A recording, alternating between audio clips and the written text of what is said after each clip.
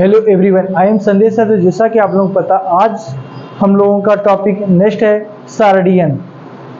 तो आप लोग जल्दी से क्लास को लाइक कर दो और पेन और कॉपी साथ में लेकर बैठ जाओ। बहुत अच्छे तरीके से हम लोग धुआं धुआं मचा देंगे। तो सार्डियन होता क्या है? चैप्टर नंबर 3 है। हमने 2 टॉपिक कंप्लीट कर लिया था, लक्षण और लक्षण के प्रकार। उसके बाद हमने वर्गीकरण और वर्गीकरण के प्रकार। आज हम लोग सार्डियन पढ़ेंगे और सार्डियन के प्रकार पढ़ेंगे। क्वेश्चन बहुत आता है कि सार्डियन क्या होता है, परिभाषा लिखिए और इसके प्रकार बताइए। फिर इसकी जो सार्डियन और वर्गीकरण में अंतर भी आता है, सावधानियां आती हैं, फिर विधियां पढ़ेंगे। आज हम लोग थ्योरी कंप्लीट कर देंगे। उसके बाद अगली क्लास से हम लोग क्या करेंगे, इसके न्यूमेरिकल सॉल्व करेंगे। तो आगे देखिए किस तरीके से हम लोग सार्डियन की लिखते हैं। सार्डियन, सार्डियन को इंग्लिश में कहते हैं ट्यूबुलेशन, TULATION। ठीक, तो इसकी परिभाषा देखो। सार्डियन वह रीति है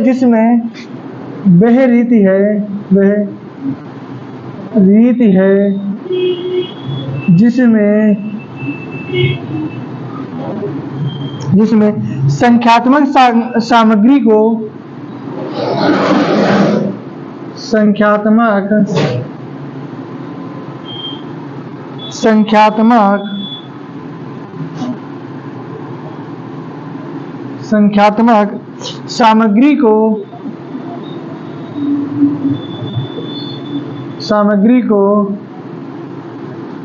लाइन और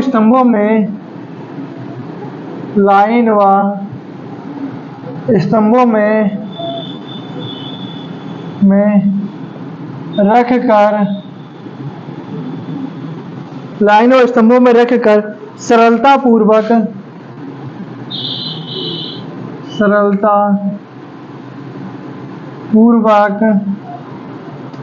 समझने योग्य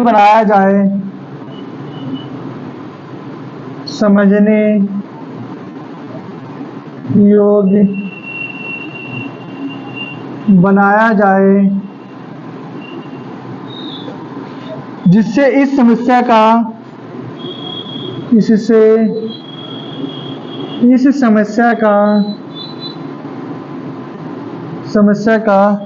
स्पष्टीकरण शीघ्र और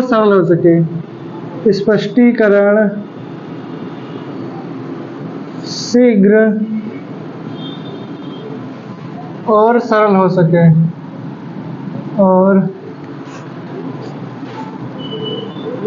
हो सके। तो देखो हमने क्या बताया कि वह रीति जिसमें संख्यात्मक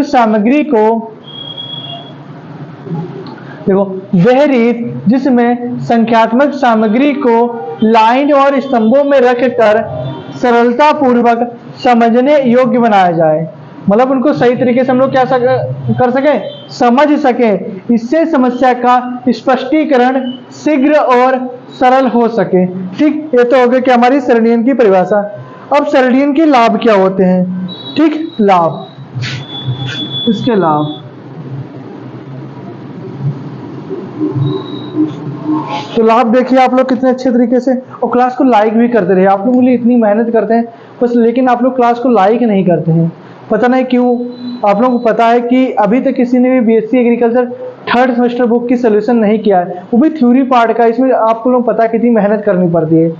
गर्मियों में इतनी लाइट जला के बस किसी तरीके से आप लोगों के लिए क्लास प्रोवाइड करते हैं, लेकिन तब भी आप लोग क्लास को लाइक नहीं करते, तो अच्छा नहीं लगता है। क्लास को लाइक किया करें, इससे आप लोगों को पैसे नहीं जा रहे, आप लोगों के लिए इतनी मेहनत कर रहे हैं। वरना क्या है, रील देखोगे, शॉर्ट वीडियो देखोगे, उसमें कितना पैसा रहा है।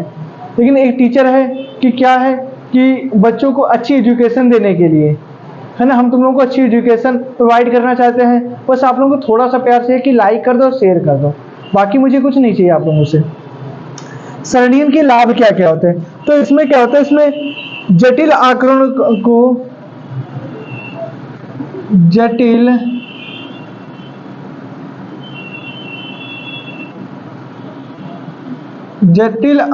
को सरल व सुव्यवस्थित रूप से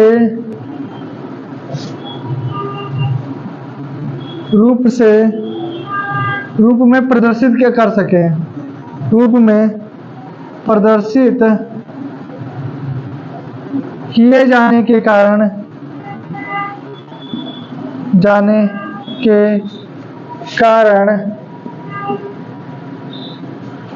गणना करने में सुविधा हो, गणना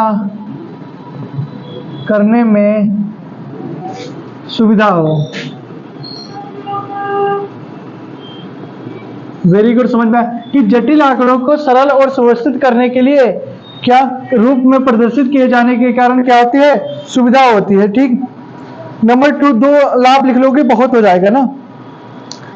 इसके द्वारा तुलनात्मक अध्ययन सरल हो जाता है, इसके द्वारा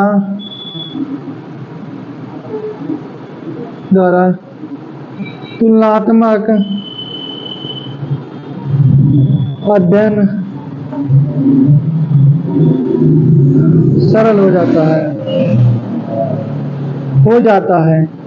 इसमें ऐसा नहीं कि हम पूरा बुक से कॉपी करें, बुक से नहीं, इसमें भी पहले हमें टिक लगाने पड़ते हैं, थ्योरेटिकल इसमें थ्योरी पॉइंट ऐड करने पड़ते, थोड़ी अपनी भाषा में ऐड करना पड़ता, उसके बाद हम बुक से सब चीज़ें लिखते हैं। और आपके लिए बहुत छोटा छोटा कि पूरे लेसन को हम 2 या 3 पेज में कैसे समराइज कर सकते हैं। ठीक, उसके बाद क्या है, जैसे आप लोग क्लास को लाइक करते रहिए और नोट्स बनाते हैं। ठीक, अब इसके बाद हम लोग क्या पढ़ेंगे, 2 लाभ बहुत हैं। ठीक, आपको किताब से भी पढ़ सकते हैं कि सरडियन में विस्तृत आंकड़े को, सरडियन के द्वारा विस्तृत आंकड़े को भी संक्षिप्त रूप से लिखा जा सकता है। क्या, सरडियन के द्वारा विस्तृत आंकड़े को भी संक्षिप्त रूप से लिखा जा सकता है। नंबर 3 पॉइंट हो गया। अब लिखोगे भाग, नंबर 3 क्या है इसका, भाग, सारणी के भाग, सारणी के भाग। तो भाग कौन कौन से होते लिखो। नंबर 1 सारणी संख्या, सारणी संख्या। ठीक, नंबर 2 शीर्षक, स्तंभ शीर्षक। नंबर 3 स्तंभ शीर्षक, पंक्ति शीर्षक। नंबर 4 पंक्ति शीर्षक। ठीक, फिर foot note. Number 5 foot note. आपको 5 पॉइंट बहुत हो जाएंगे। तो सबसे पहले हमने आपको अभी तक क्या पढ़ा कि वह रीत जिसमें संख्यात्मक सामग्री को लाइन और स्तंभों में रखकर सरलता पूर्वक समझने योग्य बनाया जाए, जिससे समस्या का स्पष्टीकरण शीघ्र हो सके। ठीक, उसके बाद लाभ बता दिए हमने 3 कि जटिल आंकड़ों को सरल और सुव्यवस्थित रूप में प्रदर्शित किए जाने के कारण गणना करने में सुविधा हो, और इसके द्वारा तुलनात्मक अध्ययन सरल हो जाता है और विस्तृत आंकड़े को हम संक्षिप्त रूप से लिख सकते हैं। ठीक, ये तो हो गया हमारे। अब बहुत इंपॉर्टेंट क्वेश्चन आ रहा है, ये भी वेरी वेरी इंपॉर्टेंट था, बहुत पेपर में आता है कि सरडियन और वर्गीकरण में अंतर लिखिए। क्या, सरडियन और वर्गीकरण में अंतर लिखिए। इसको मेजर कर, इसके बाद लिख रहे हैं सरडियन और वर्गीकरण में अंतर। आप लोग इसका स्क्रीनशॉट ले लो और ये नोट कर लो। ओके,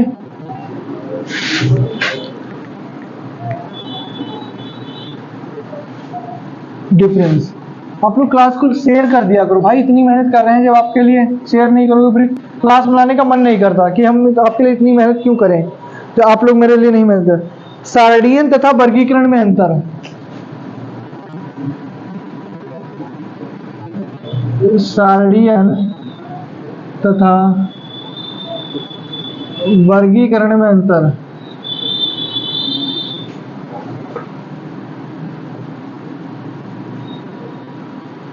ठीक, बहुत इंपॉर्टेंट है, वेरी वेरी इंपॉर्टेंट क्वेश्चन है, बहुत आता कि सरडियन तथा वर्गीकरण में अंतर लिखिए। तो लिखो मेरे साथ, 3-4 अंतर लिखोगे बहुत हो जाएगा। साथ साथ अव्यवस्थित रूप से अव्यवस्थित रूप में रखे आंकड़ों का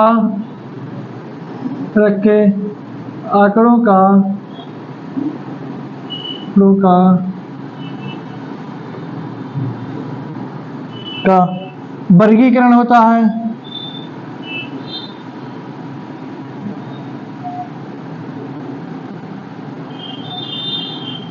क्या बोला हमने? अव्यवस्थित रूप में रखे आंकड़ों का क्या होता है? वर्गीकरण होता है।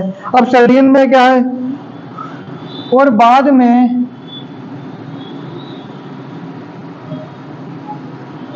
में इन वर्गीकृत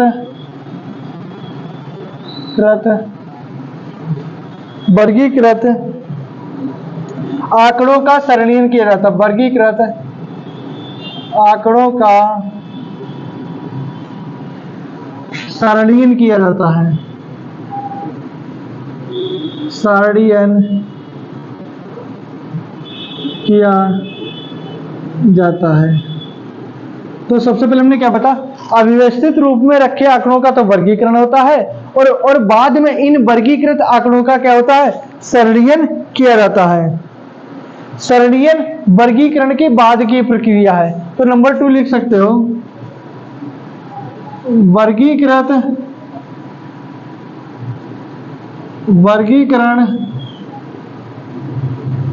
सरणीयन से पहले की व्यवस्था है। व्यवस्था क्या? पहले की प्रक्रिया है, जबकि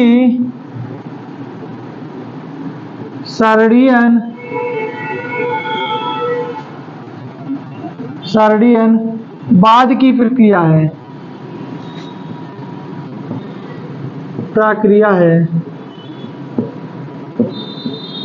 आपको हमारे साथ लिखते लिखते ही याद हो जाएंगे, कितनी सरल भाषा में। क्या लिखा?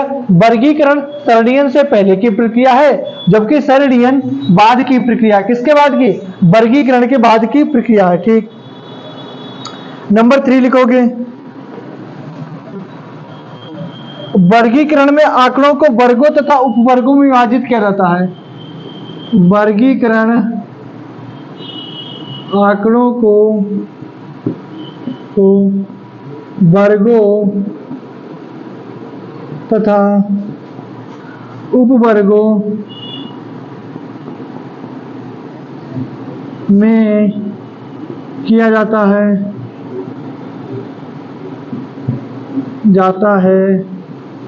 जबकि सरणीयन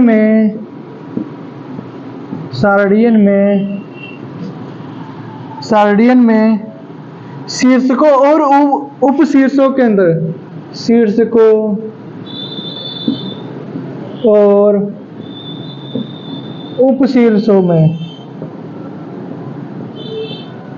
उपशीर्षकों में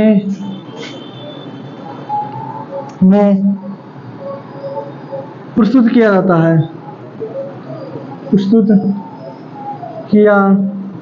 जाता है। क्या बताएं?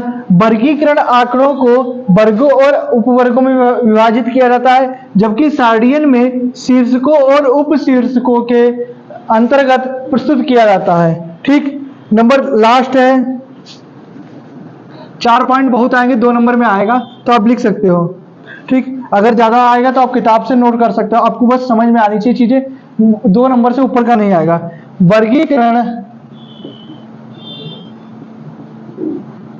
वर्गीकरण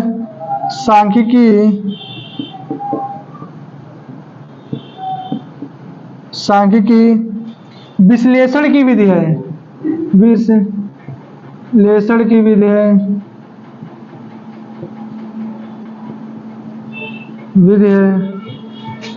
जबकि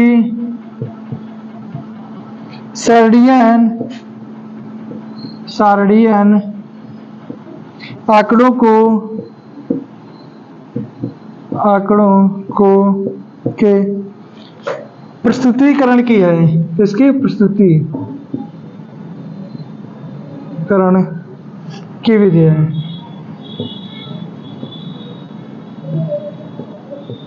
क्या बोला हमने?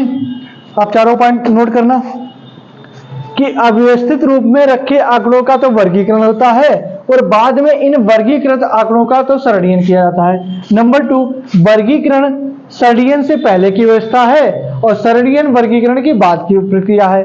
नंबर 3, वर्गीकरण आंकड़ों को वर्गों तथा उपवर्गों में विभाजित किया गया है, जबकि सरलीकरण में शीर्षकों तथा उपशीर्षकों में प्रस्तुत किया गया है।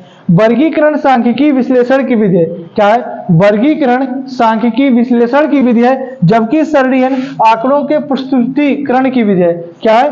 प्रस्तुतिकरण की विधि है। ठीक, अब इसमें आता है सरलीकरण के प्रकार। बहुत वेरी इंपॉर्टेंट क्वेश्चन आता है कि आपको क्वेश्चन भी बताते चलेंगे, आपको दिक्कत नहीं होगी कि क्वेश्चन किस तरीके से पूछा जाता है। क्वेश्चन आता है कि सरलीकरण की परिभाषा लिखिए तथा इनके प्रकार भी बताइए।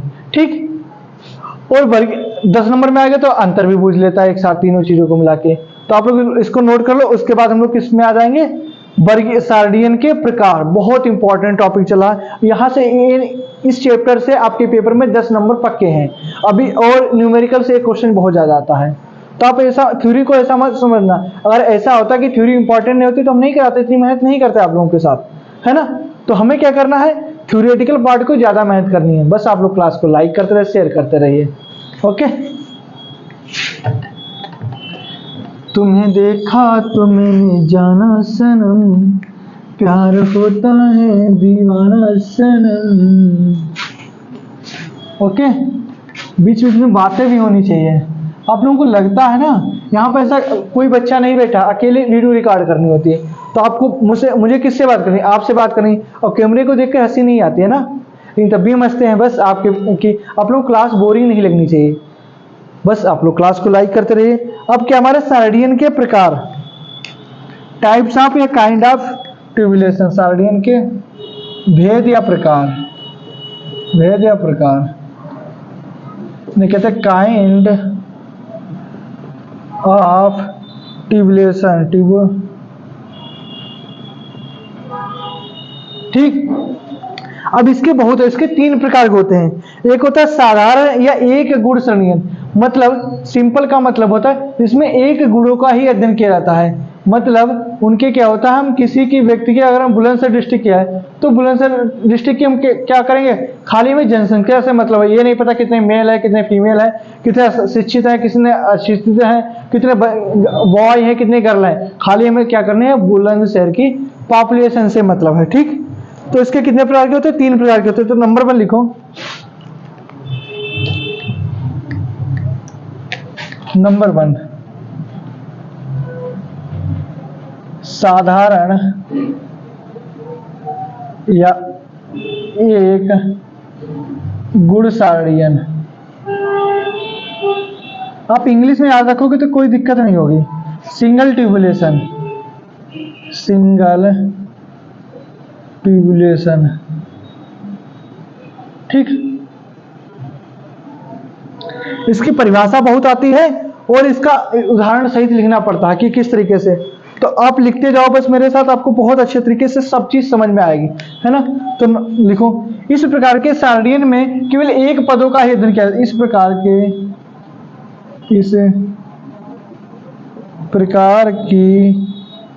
सरलीकरण से पदों के केवल एक ही गुण की सूचना मिलती है,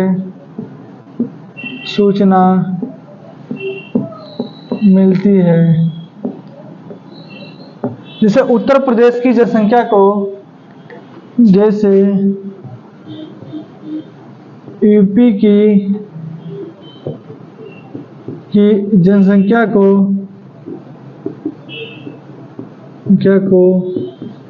जिलों में बांट दिया जाए, बांट दिया जाए तो उसे सिंगल टेबुलेशन कहते हैं। बस बहुत सिंपल है, क्या बताओगे? इस प्रकार की सारणी में केवल एक ही गुण की सूचना मिलती है। ठीक, तो हम क्या कर सकते हैं? अगर इसकी में जनसंख्या है, क्रमांक, नगर, जनसंख्या,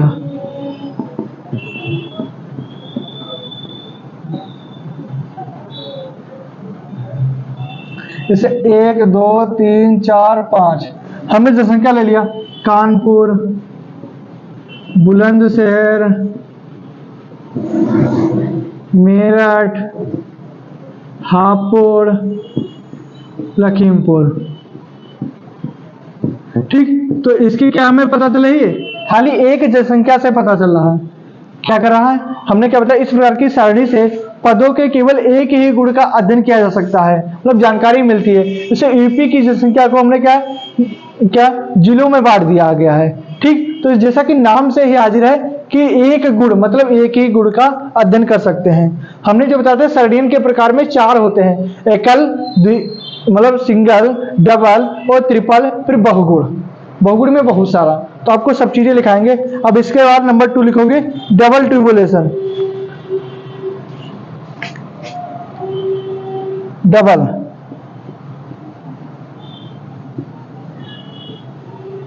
डबल ट्यूबुलेशन, इसको इंग्लिश में तो डबल ट्यूबुलेशन मतलब दुगुणित सार्डियन। इतनी इंग्लिश में तो किसी को दिक्कत नहीं होगी, दुगुणित सार्डियन। ठीक, इस प्रकार की सारणी में 2 या 2 से अधिक लिखो। इस प्रकार की सारणी में, इस प्रकार की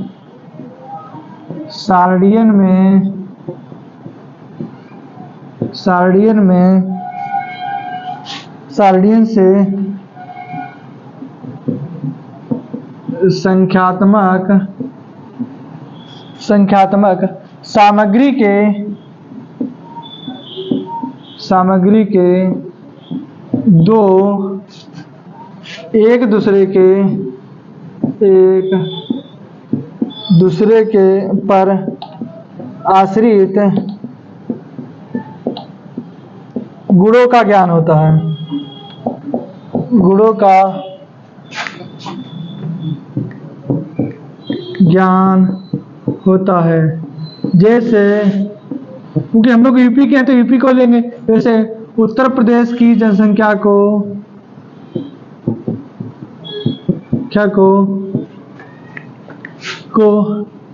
जिलों में बांट दिया जाए, जिलों में, तथा फिर उसके बाद पुरुष और स्त्रियों में, पुरुष तथा स्त्रियों में। ठीक, पुरुष तथा स्त्रियों में बांट सकते हैं,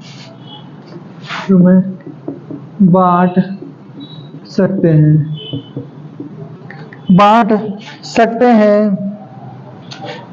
तो उस सारणी को हम देखकर बता सकते हैं, उस सारणी को देखकर बता सकते हैं कितने पुरुष तथा कितनी महिला है, कितनी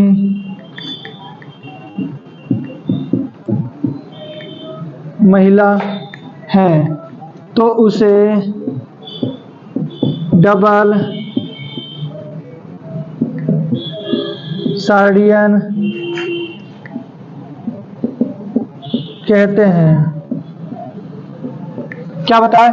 इस प्रकार की सारणी में संख्यात्मक सामग्री के दो एक दूसरे पर आश्रित गुणों का ज्ञान होता है। जैसे यूपी की जनसंख्या को पहले हम क्या जिलों में बांट दें और फिर जिलों के अनुसार हम लोग किसको डिस्ट्रिक्ट में बांट दें। किसमें? डिस्ट्रिक्ट में बांट दें। और डिस्ट्रिक्ट के अनुसार मतलब जिलों को डिस्ट्रिक्ट कहते हैं, फिर मेल और फीमेल में बांट दें। जैसे क्रमांक, जनसंख्या, ठीक,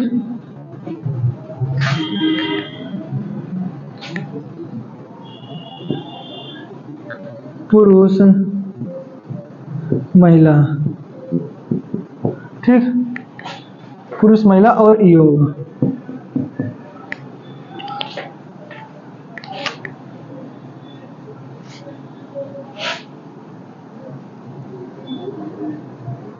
ठीक,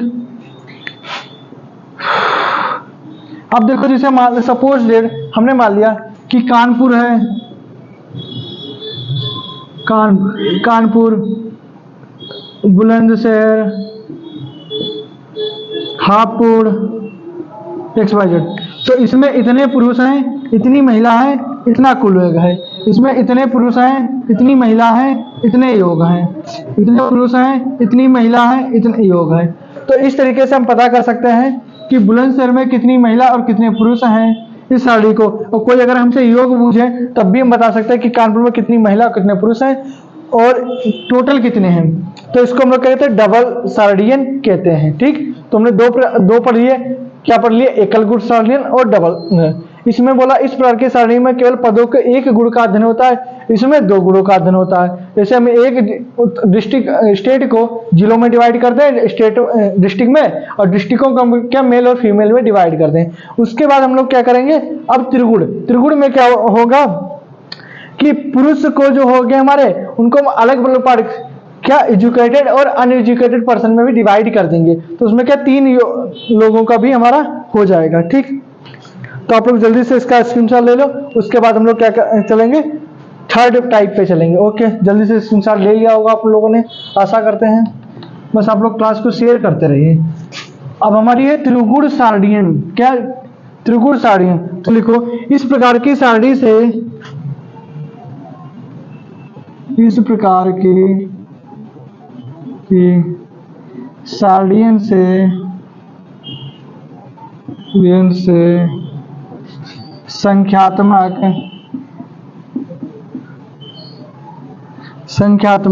सामग्री के तीन एक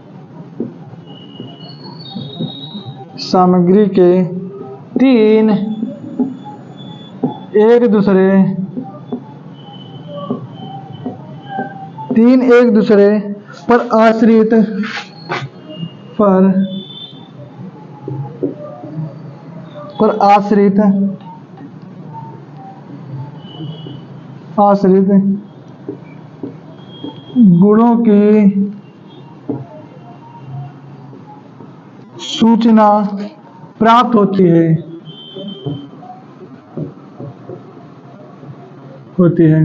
क्या बोला हमने, इस प्रकार की सारणी से संख्यात्मक सामग्री के तीन एक दूसरे पर आश्रित गुणों की सूचना प्राप्त होती है। जैसे उदाहरण हम ले लें, उत्तर प्रदेश की जनसंख्या को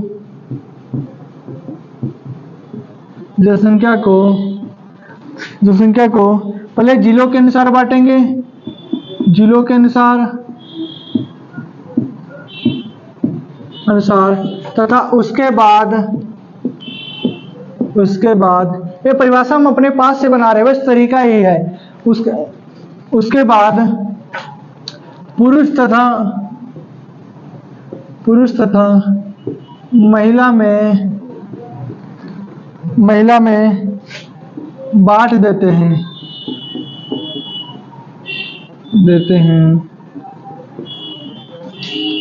फिर प्रत्येक का विभाजन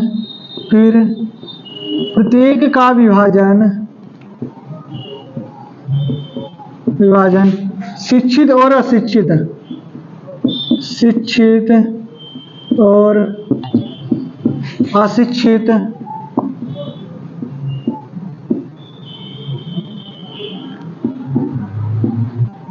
अशिक्षित व्यक्तियों में बांट देते हैं।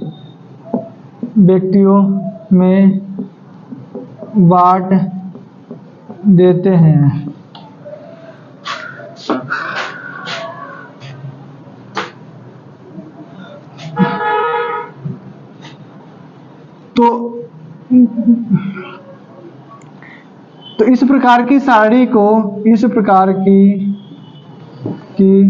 सारणी को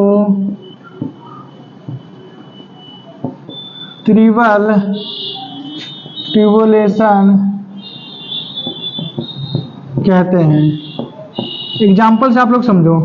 जैसे हमने क्या किया, सपोज डेट देखो, क्रमांक नगर, ठीक, जनसंख्या को किसमें डाल देगा, पुरुष और महिला, इनको भी क्या कहते हैं, शिक्षित और अशिक्षित, ठीक, शिक्षित और अशिक्षित महिला, इनका भी क्या हो जाएगा, योग। इधर भी पुरुष, शिक्षित और अशिक्षित,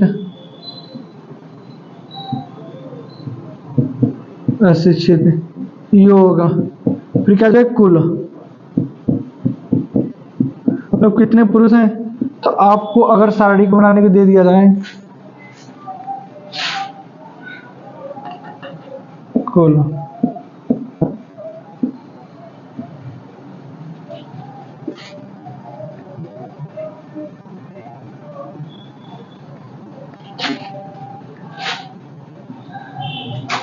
आप लोग देखते जाइए बस।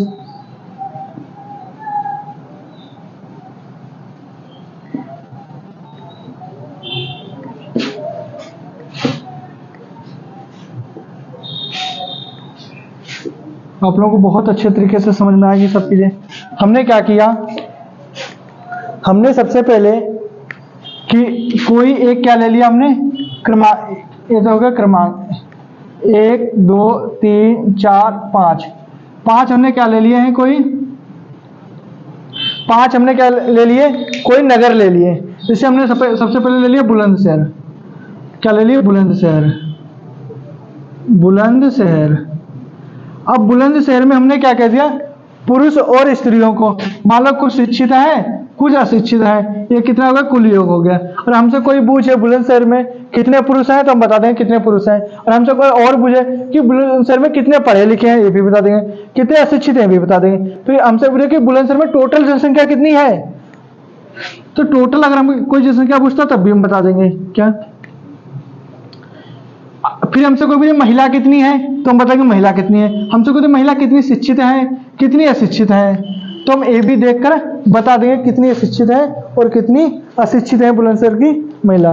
जो देखो, जैसे मान लो ये शिक्षित हो गई बुलंदशहर की महिला, ये अशिक्षित हो गई। कोई हमसे पूछे शिक्षित और अशिक्षित का योग कितना है, तो योग इतना है। कोई पूछे बुलंदशहर में कितनी पुरुष और कितनी महिला का योग कितना है, तो टोटल भी हम लोग बता देंगे। तो इस तरीके से हम लोग क्या करेंगे, पूरा दिखा सकते हैं कितने लोग शिक्षित अशिक्षित हैं और कितने लोग कुल है, कितनी जनसंख्या है। तो इस प्रकार से हम सारणियन में थर्ड टाइप भी पढ़ लिया कि इस प्रकार की सारणी में संख्यात्मक सामग्री के 3 एक दूसरे के पर आश्रित गुणों की गणना की जाती है। जैसे यूपी की जनसंख्या को हमने पहले डिस्ट्रिक्ट में बांटा, डिस्ट्रिक्ट के बाद फिर हमने क्या किया, उसके बाद पुरुष और स्त्रियों में बांटा, पुरुष और स्त्रियों के बाद हमने क्या बांट दिया, शिक्षित और अशिक्षित में बांट दिया। ठीक, तो आशा करता है आप लोगों को ये भी चीज बहुत अच्छे तरीके से समझ में आया। अब लास्ट टाइप है हमारा कौन सा, इसका बहुगुण सारणियन, मतलब जिसमें हम लोग क्या करते हैं, बहुत से गुणों का अध्ययन करते हैं। इससे हम लोग क्या कर सकते हैं उसमें, अभी उसको भी हम आगे बताएंगे चल के। तो आप लोग इसको भी जल्दी से नोट कर लो, क्योंकि ये टेबल बड़ी बड़ी है और पेपर में बहुत ज्यादा आता है कि डबल सारणियन क्या परिभाषा लिखिए, त्रिगुण सारणियन क्या परिभाषा लिखिए, एकल सारणियन क्या परिभाषा लिखिए, बहुगुण सारणियन क्या है, इसकी परिभाषा बहुत ज्यादा आती है। फिर उसके बाद थोड़ी सी हेडिंगें हमारी बचेंगी, जो 2-2 नंबर की हमारी परिभाषा आती है, उसके बाद हम लोग न्यूमेरिकल पे आ जाएंगे। तो जल्दी से आप लोग इसका स्क्रीनशॉट ले लो, आप लोगों ने ले लिया होगा आशा करते हैं। बहुत अच्छे तरीके से आपको पूरी मैथ समझ में आएगी। अभी तो थ्योरी पार्ट है, इनमें क्या है, आप लोगों को पेन और कॉपी साथ में लेके बैठो। अब ऐसा नहीं कि रील की तरह खाली स्क्रॉल करते चले जाएंगे तो कुछ नहीं समझ में आएगा। तो आप लिखोगे अपने हिसाब से, तब चीज़ आपको ज़्यादा समझ में आएंगी कि क्या चल रहा है और कैसे क्या हमको थ्योरी में 50/50 लाने हैं। और आप लोग हमारी बात मानोगे तो विश्वास दिलाते हैं कि स्टैटिक्स में जैसे हमारे कितने थे, 42 नंबर थे, 50 में से 42 नंबर थे और 25 में 23 प्रैक्टिकल में थे। तो उन्होंने 95 90 के ऊपर नंबर थे, तो आप लोगों को भी विश्वास दिलाते हैं कि मैथ में 40 प्लस नंबर लेके आओगे बस। लेकिन क्या थ्योरी, एक एक नंबर, एक एक पॉइंट आपको क्या है दिमाग में रटा होना चाहिए, और दिमाग में जब भी रटेगा जब आप हमारे साथ जुड़ोगे। ओके, तो लास्ट का बहुगुण मोनिफाइड ट्यूबुलेशन, नंबर लास्ट है 4, बहुगुण सारणियन, इसी को कहते हैं manifold ट्यूबुलेशन। ठीक, तो इसकी भी परिभाषा आप लोग मेरे साथ लिखते चलो, बहुत अच्छे तरीके से समझ में आएगी। इस प्रकार की सारणी में, इस प्रकार की सारणी में सामग्री के 3 या 3 से अधिक गुणों का अधिक गुणों की सूचना प्राप्त होती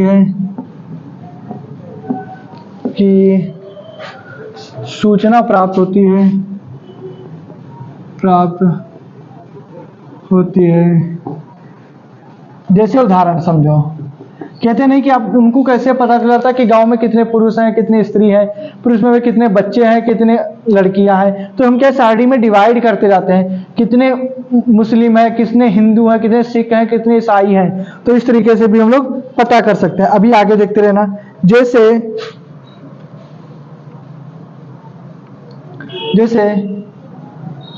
ऊपर की सारणी में, ऊपर की मतलब जैसे थर्ड में हमने, जैसे ऊपर की सारणी में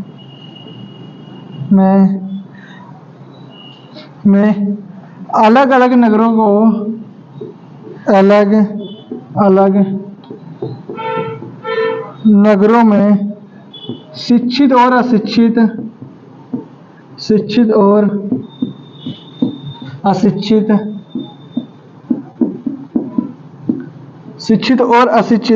पुरुष स्त्रियों के अतिरिक्त पुरुष स्त्रियों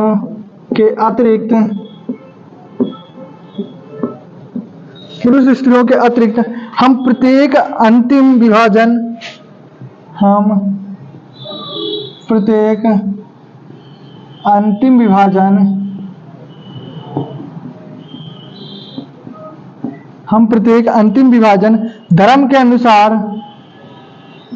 धर्म के अनुसार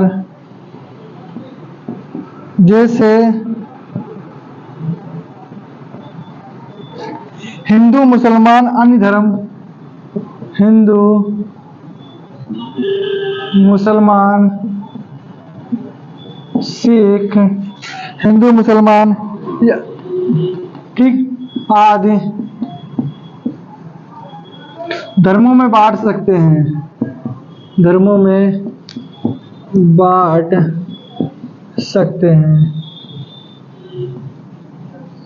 तो हिंदू मुसलमान सिख ईसाई बौद्ध क्या बांट सकते हैं। तो इस प्रकार की सारणी को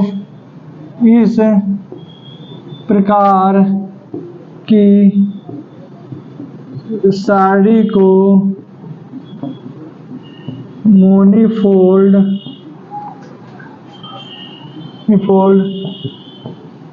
ट्यूबुलेशन कहते हैं। ठीक, हमने क्या बताया, इस प्रकार की सारणी में सामग्री के 3 या 3 से अधिक गुणों की सूचना प्राप्त होती है। जैसे ऊपर की सारणी में हमने क्या है, नगरों को में शिक्षित और अशिक्षित में बांटा था, उसके बाद पुरुष और स्त्रियों में बांट दिया था। हम अंतिम विभाजन धर्म के अनुसार करेंगे, जिसको क्या है, धर्म जैसे हो गया कि हिंदू मुसलमान आदि धर्मों में बांट देंगे, और इस प्रकार की सारणी को हम लोग क्या कहते हैं, बहुधा सारणियन या बहुगुण सारणियन कहते हैं। जैसे समझो, हमने कोई नगर ले लिया, हमने क्या लिया, कोई नगर ले लिया, नगर में क्या हमने कोई धर्म ले लिया, नगर ले लिए और फिर धर्म ले लिए, फिर हमने जनसंख्या ले ली। क्या ले ली हमने? जनसंख्या ले ली। ठीक, उसके बाद हमने क्या ले लिया? योग ले लिया। और समझते रहना, बहुत अच्छी चीजें समझ में आएंगी। ठीक, अब साथ साथ में सारणी भी बनाते चलेंगे, इससे हमें अच्छे से चीजें समझ में आएंगी। फिर जैसे हमने पहला नगर ले लिया, इधर क्या हो गया? क्रमांक हो गए हमारे, क्रमांक। पहला नगर हमने ले लिया कौन सा? कानपुर। बहुत देर से बुलंदशहर ले रहे थे, तो कानपुर ले लिया। अब कानपुर में हमने डिवाइड कर दिया क्या? हिंदू, मुसलमान आदि, मतलब 2-3 ग्रुपों हमने बांट दिया जाके। ठीक, समझ गए? अब फिर हमने जनसंख्या को क्या किया जाके? शिक्षित और अशिक्षित, इसको हमने क्या किया जाके? शिक्षित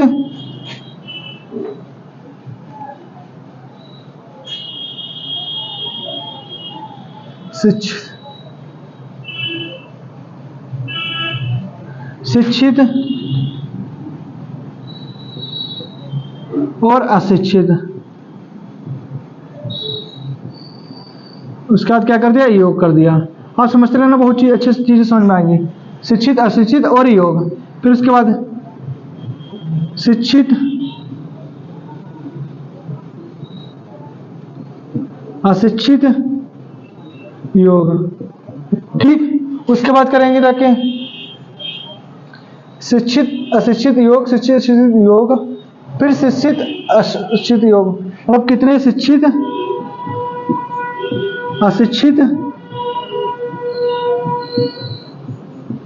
योग। अभी आपको कंफ्यूजन है, क्या शिक्षित अशिक्षित क्या कर रहे हो भैया? कुछ समझ में नहीं आ रहा। आएगा भाई, समझ में आएगा, सब चीजें आपको समझ में आएंगी जाके, कोई दिक्कत नहीं होगी। तो समझो, क्या समझना?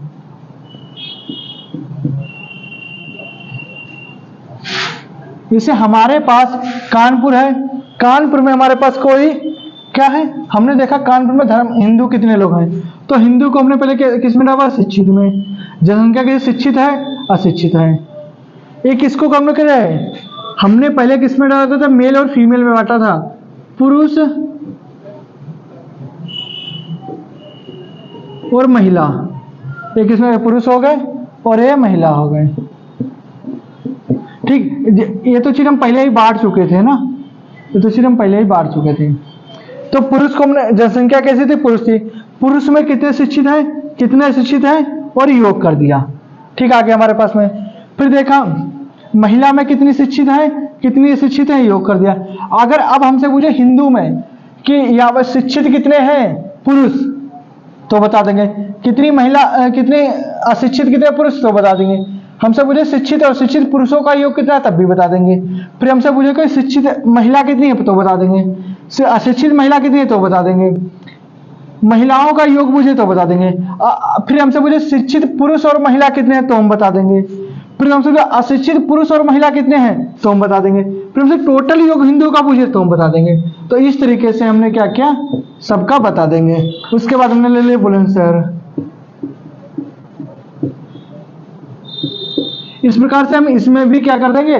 सबको बता देंगे। तो इस तरीके से हम पता लगा सकते हैं कितने पुरुष, कितनी महिला, और महिला में कितने पुरुष शिक्षित है, कितने अशिक्षित है, और कितनी महिला शिक्षित अशिक्षित है। इस तरीके से कितना योग है। तो इस तरीके से हम सब चीजें बता सकते हैं। क्यों? हमने क्या किया? सभी को एक एक अलग अलग ग्रुपों में डिवाइड कर दिया और अलग अलग पार्टों में डिवाइड कर दिया। इस तरीके से हमें क्या सब चीज पता चल गई है। ठीक, अगर आप लोगों को क्लास अच्छी लगी हो तो क्लास को शेयर करें, लाइक करें। जय हिंद, जय भारत, वंदे मातरम।